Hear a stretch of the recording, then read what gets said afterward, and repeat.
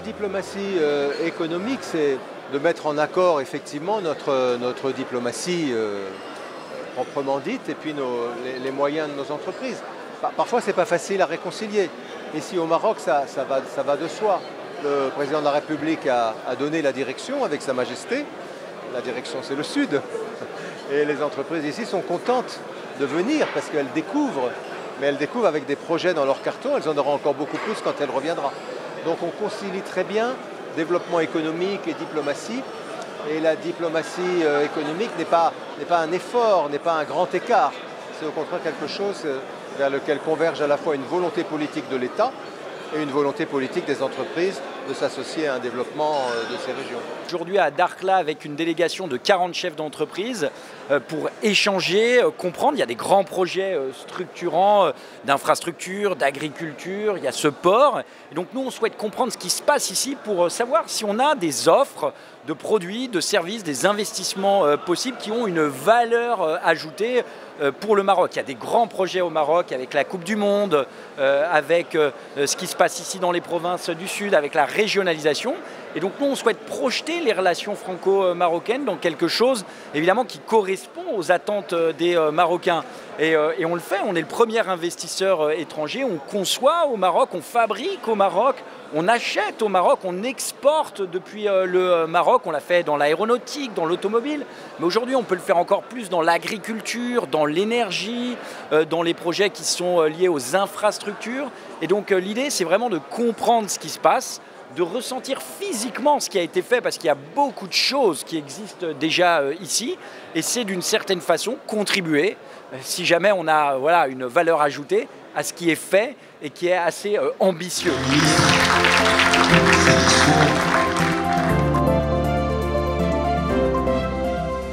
Il faut prendre acte aujourd'hui de manière très solennelle du moment historique que nous vivons. Nous ne sommes pas dans des déclarations, nous ne sommes pas dans des intentions, nous sommes dans la concrétisation de ce partenariat d'exception renforcé souhaité par Sa Majesté Mohamed VI et le président français, M. Emmanuel Macron. Et ça, il faut en prendre acte aujourd'hui. Encore une fois, ça ne relève pas du symbolique, c'est un moment historique que nous vivons. Ensuite, se dire que cette concrétisation va se faire dans différents secteurs d'activité. Elle va se faire d'abord mesurer le fait que nous donnons du sens à cette relation entre nos deux pays.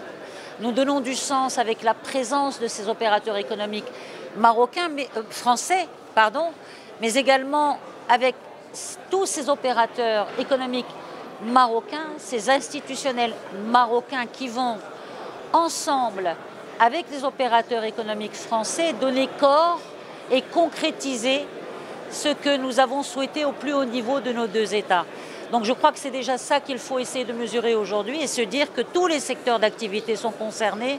Nous parlions de l'hydrogène vert, nous parlions du développement durable, nous parlions du tourisme, nous parlions des secteurs de la pêche. Ils sont tellement nombreux. Dans la ville de Dakhla, elle fait suite à la visite officielle du président Emmanuel Macron au Maroc en 2024, sur invitation de Sa Majesté le Roi, que Dieu l'assiste, et durant laquelle le président français a affirmé que le présent et le futur des provinces du Sud s'inscrit dans le cadre de la souveraineté marocaine.